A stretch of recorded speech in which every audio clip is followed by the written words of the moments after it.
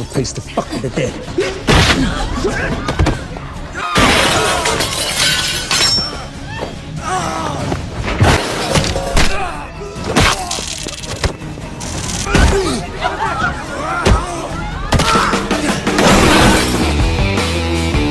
Halo guys, selamat datang kembali di Cinema Film. Bagaimana kabar kalian? Apakah masih dalam keadaan sehat? Di video kali ini kita akan menceritakan sebuah film dari paman kita, yaitu Jason Statham, berjudul The Mechanic Resurrection yang rilis pada tahun 2016. Jadi guys, film ini mengisahkan tentang lanjutan dari film The Mechanic sebelumnya yang pernah saya bawakan, dan untuk kalian yang belum menontonnya bisa langsung cek link yang ada di atas. Oke lah guys ya, tanpa banyak bicara, mari kita simak alur ceritanya.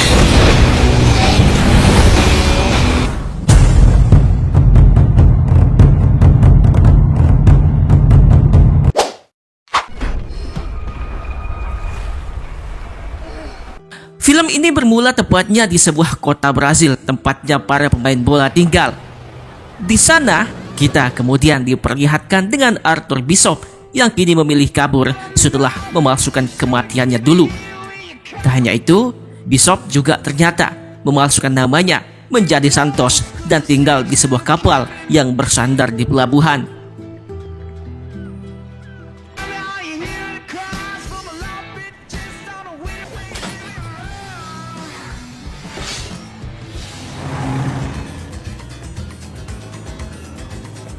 Pada saat Bishop sedang menikmati secangkir kopi dan menikmati suasana, tiba-tiba ia kemudian dihampiri oleh seorang wanita yang mengaku sangat mengenalinya.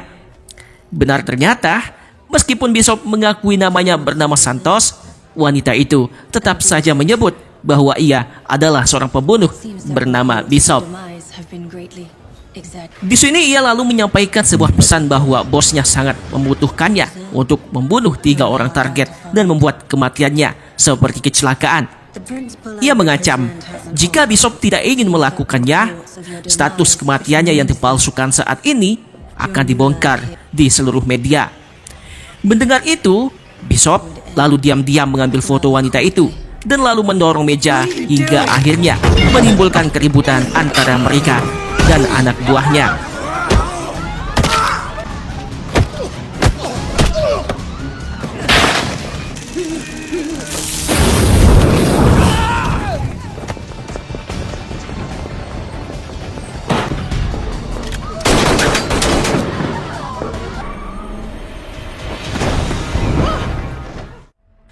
Setelah Bishop berhasil kabur dari para kelompok itu, sekembalinya ke pelabuhan, ia justru melihat 2 orang pria yang sedang menyusup di kapalnya.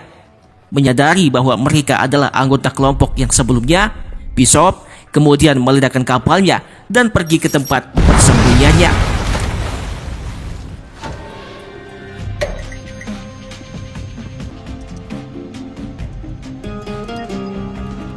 Di sini, ia lalu mengambil barang keperluannya, termasuk pistol, uang, dan juga paspor miliknya untuk ia pergi melanjutkan perjalanan ke negeri Thailand.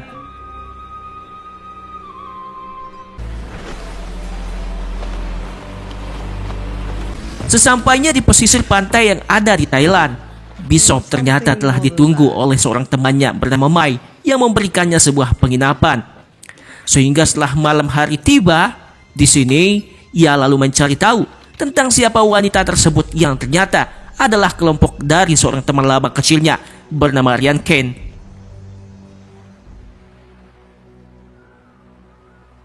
Keesokan paginya, ia lalu melihat seorang gadis cantik bernama Gina yang ternyata adalah seorang pendatang yang sedang berlibur. Ia kemudian mendatangi sebuah bar tempat Mai berada dan meminta sebuah kotak pertolongan untuk mengobati luka yang ada di tubuhnya.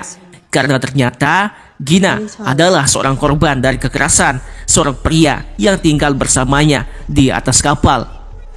Mengetahui itu, Mai lalu meminta bantuan kepada Bishop agar segera menolongnya. Tentu saja, setelah berpikir cukup lama, Bishop akhirnya setuju untuk menolongnya.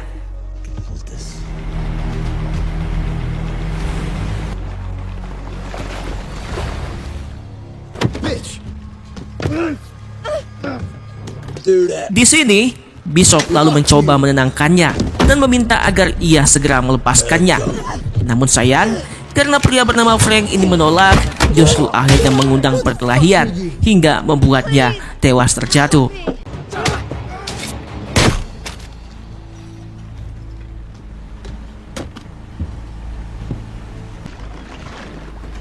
Take her ashore. I'll do with the boat.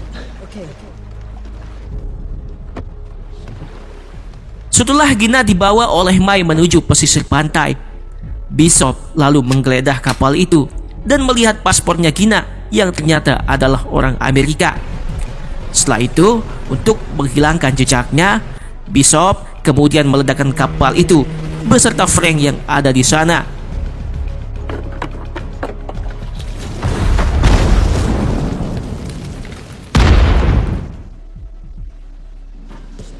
What's going on? Bishop lalu bertanya kepada Gina tentang bagaimana foto miliknya bisa ada di ponselnya. Di sini, ia berpendapat bahwa Gina telah sengaja mengikutinya dan bekerja sama dengan Ken. Gina pun mengaku bahwa benar ia dikirim oleh Ken untuk mengintainya. Namun ia terpaksa karena Ken telah mengancam akan membunuhnya dan juga orang-orang terdekatnya. Sehingga setelah mendengar beberapa penjelasan darinya, Bishop lalu mengajak Gina untuk bekerja sama melawan Ken yang masih menginginkannya.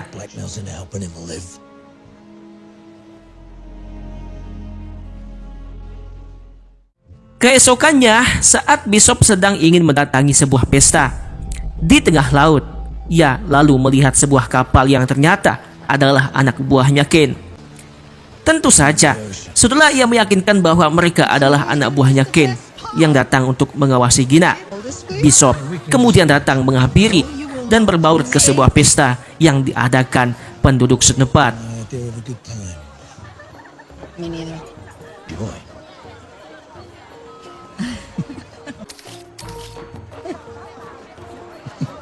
Really kind of stuck. Okay. Saat Bishop sedang menikmati dinginnya angin malam, saat itu juga Gina lalu datang menghampiri dan mengucapkan terima kasih karena telah menolongnya. Di sini ia lalu menceritakan tentang hidupnya yang dari kecil hidup tanpa orang tua. Bishop yang mendengar itu juga mengaku bahwa dia adalah sama seperti dirinya yang hidup sebatang kara. Sebelum Gina tertidur di ranjang tidur, Bishop lalu memberikannya sebuah jam pemberian ayahnya dulu dan menceritakan tentang masa kecilnya yang diculik oleh sekelompok orang dan kemudian dimasukkan ke sebuah pelatihan pemburu khusus anak-anak bersama Ken. Namun untungnya ia berhasil kabur saat itu, sedangkan Ken yang masih bertahan justru menjadi target kekesalan para kelompok itu karena kaburnya Bishop. Semenjak itulah Ken akhirnya timbul rasa dendam hingga mengincarnya sampai saat ini. It's the only memory I have of them.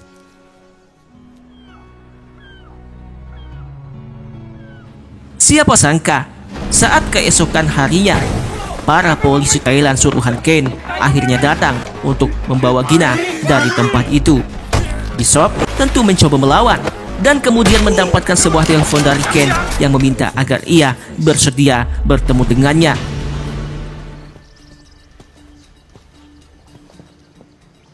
We done? Follow me.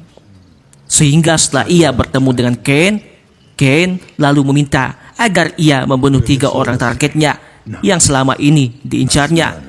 Bishop pun tentu bersedia, namun dengan sebuah syarat, jika pekerjaannya itu selesai, maka segeralah untuk melepaskan Gina yang kini sedang ditahan. And your word's good, is it? Good heavens, absolutely not.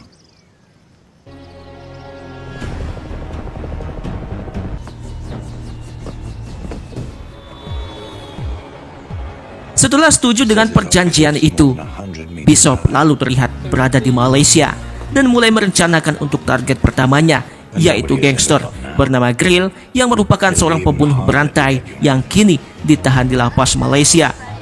Namun karena sulitnya medan yang harus dilalui, yaitu berada di tengah samudera, tentu membuat Bishop berpikir untuk menjadikan diri sebagai seorang buronan polisi bernama Martin yang merupakan penjahat seksual.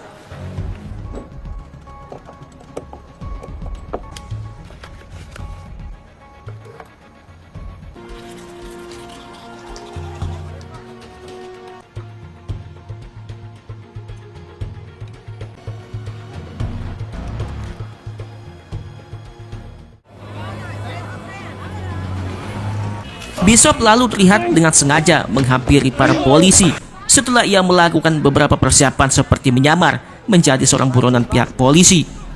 Hingga setelah ia tertangkap dan berada di dalam lapas, Bishop lalu kemudian mengamati targetnya yang saat itu dijaga ketat oleh anak buahnya. If he dies with a knife in his back, no one will. He was an executioner for people like Charles Taylor. Ia juga mendapatkan informasi dari seorang angkal yang memberitahu bahwa terdapat seorang mantan anak buahnya yang ingin membalaskan dendam saudaranya karena dibunuh oleh Grill. Some have relatives who want to. Beberapa hari pun telah ia lalui untuk mengamati pergerakan. Di sana, ia lalu melihat seorang tahanan yang membawa senjata tajam yang hal itu kemudian membuat Bishop memaksa untuk merebutnya.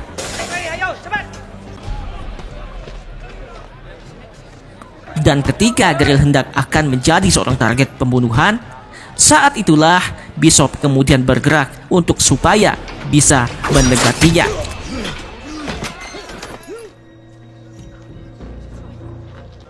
I'm not sure I like the company. Tentu saja, ketika ia memiliki sebuah kesempatan emas, disinilah Bishop kemudian melakukan aksinya, yaitu membunuh Grill tanpa sepengetahuan anak buahnya.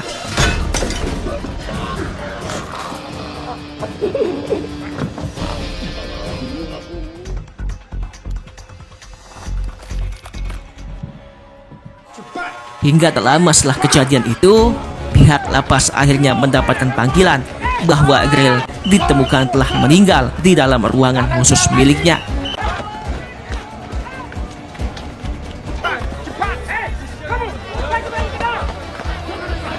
Saat tahanan yang lain dikumpulkan untuk melakukan sebuah pemeriksaan, saat itulah Bishop justru malah membuat sebuah ledakan dari racikan yang sebelumnya dipersiapkan.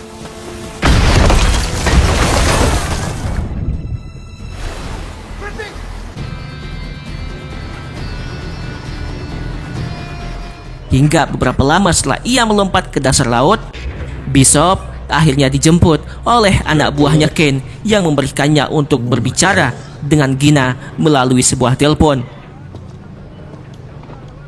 Crane wanted me to let you know that you have 36 hours to. Di sini Gina lalu memberitahu tentang berapa lama sisa waktu Bishop untuk menyelesaikan tugasnya. Tak hanya itu, Ken juga memberitahu tentang seorang target selanjutnya, yaitu pria bernama Adrian. Melihat jam tangan yang dipakai Gina adalah pemberian Bishop, disitulah Ken kemudian sadar bahwa Gina adalah orang yang berharga bagi Bishop yang mau melakukan apa saja untuknya. I know he'll do anything for you.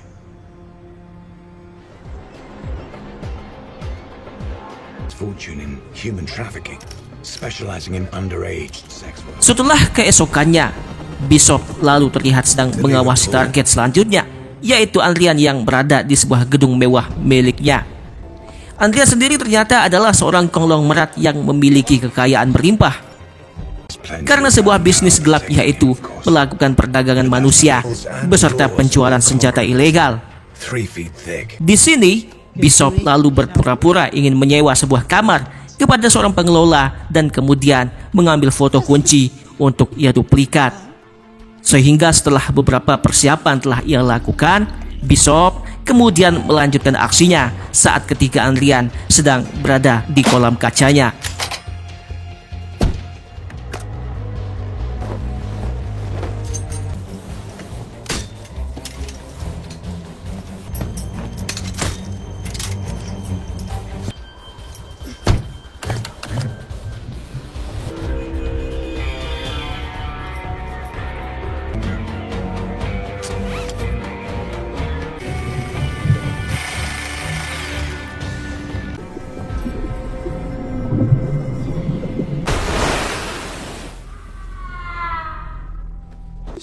when the glass pool of his Sydney penthouse collapsed. Setelah Ken mengetahui bahwa Bishop telah melakukan tugasnya, di sini ia meminta kepada anak buahnya untuk segera menghubungi Bishop dan berbicara dengan Gina. Saat ketika pria itu lengah, Gina lalu dengan sengaja mengalihkan kamera tersebut ke arah sebuah kapal yang ada di luar jendela. Namun sayang, aksi itu justru diketahui, sehingga membuat pria itu marah dan mematikan kameranya.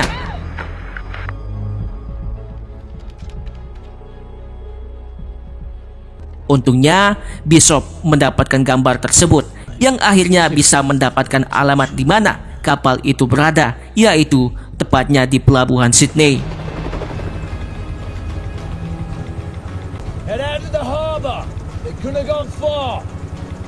Meskipun Bishop sempat kehilangan jejak kapal itu, setelah ia terbang cukup jauh, Bishop akhirnya mendapati kapal itu yang sedang berlayar di tengah laut.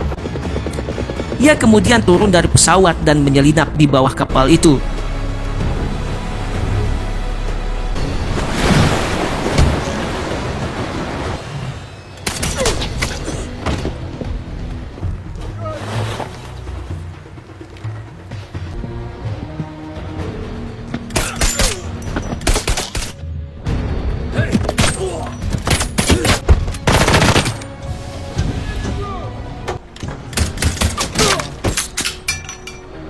Meskipun ia sempat dengan mudah menyingkirkan para penjaga di sana, Bishop justru akhirnya tertangkap setelah ditusuk dari belakang.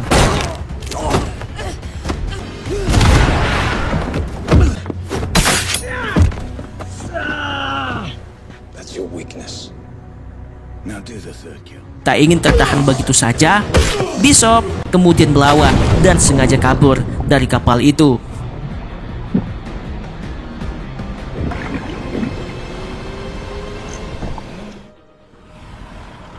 Bishop. Beberapa hari kemudian, Bishop akhirnya kembali untuk mengambil tugas terakhirnya. Ia datang ke suatu negara Bulgaria, tempat di mana targetnya bernama Max Adam, yang merupakan penjual persenjataan Amerika.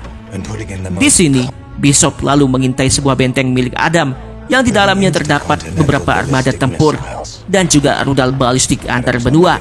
Mengetahui pengaruh Adam yang sangat besar, seketika itu Bishop akhirnya tahu tentang alasan Ken menyingkirkan para targetnya, yaitu untuk menghilangkan persaingan dalam melakukan penjualan senjata.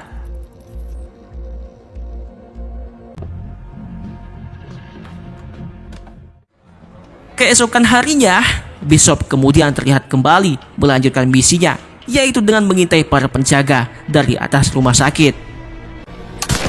Ia kemudian melumpuhkan salah satu penjaga dan menyusup menggunakan sebuah helikopter milik rumah sakit yang menuju ke tempat itu.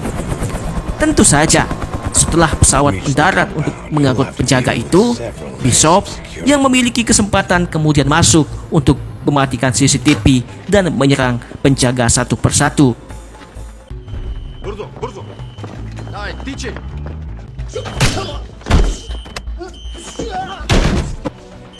luck, Arthur. Adam tentunya panik mengetahui serangan itu terjadi. Ketika ia ingin bersembunyi di sebuah ruangan berlapis baja, Joseph ternyata telah dinanti oleh Bishop yang menodongkannya sebuah senjata. Di sini, Bishop lalu menjelaskan tentang siapa yang telah mengirimnya dan menceritakan tentang suatu tujuan yang dilakukan oleh Ken ingin membunuhnya. Sehingga setelah ia menyadari bahwa mereka memiliki sebuah masalah yang sama kepada Ken, Bishop justru mengajak bekerja sama untuk menyingkirkannya, yaitu dengan memalsukan kematian Adam terlebih dahulu.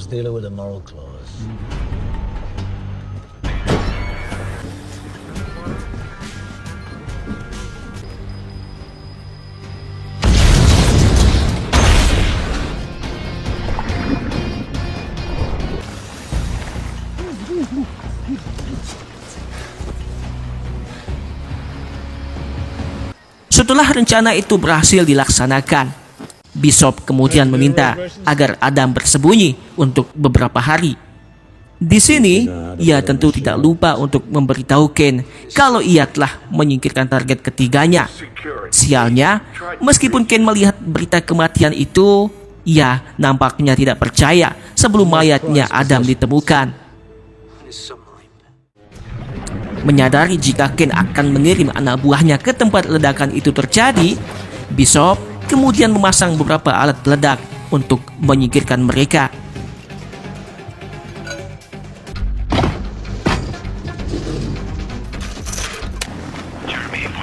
Forward so I can see.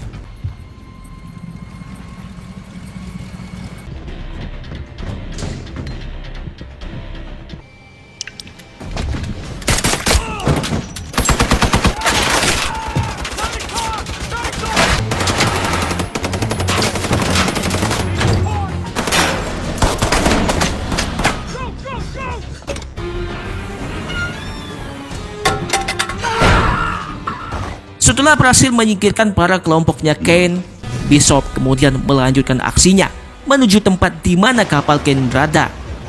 Sesampainya di kapal tersebut, Bishop lalu mulai menyingkirkan para penjaga yang kemudian diketahui oleh Kane hingga meminta agar Gina dibawa ke tempat yang lebih aman.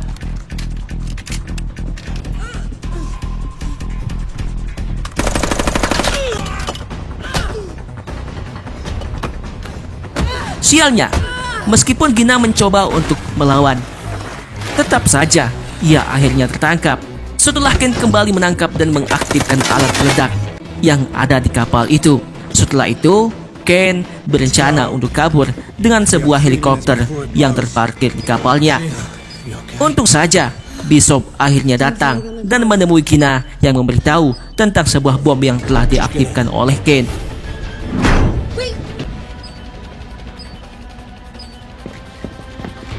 Tak ingin membiarkan Kane kabur begitu saja, Bishop kemudian datang dan lalu menyerangnya.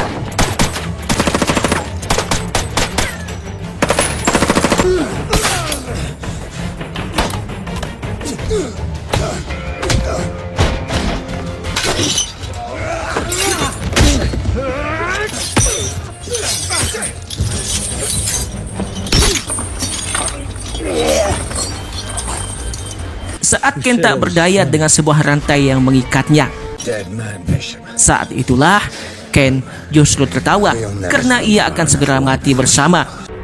Mengetahui itu, Bishop bukannya melompat ke laut, yang justru malah masuk ke dalam kapal yang akhirnya meledak.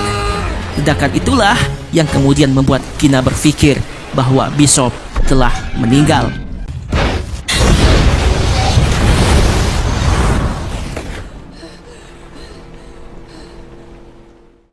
Namun siapa sangka, beberapa hari setelah kejadian itu, Gina justru dikejutkan dengan kedatangan Bishop yang ternyata masih hidup. Sedangkan Adam yang mencoba melihat rekaman sisi kapal miliknya Kane justru melihat bahwa Bishop ternyata hidup karena bersembunyi di dalam ruangan khusus berlapis baja, dan film pun berakhir.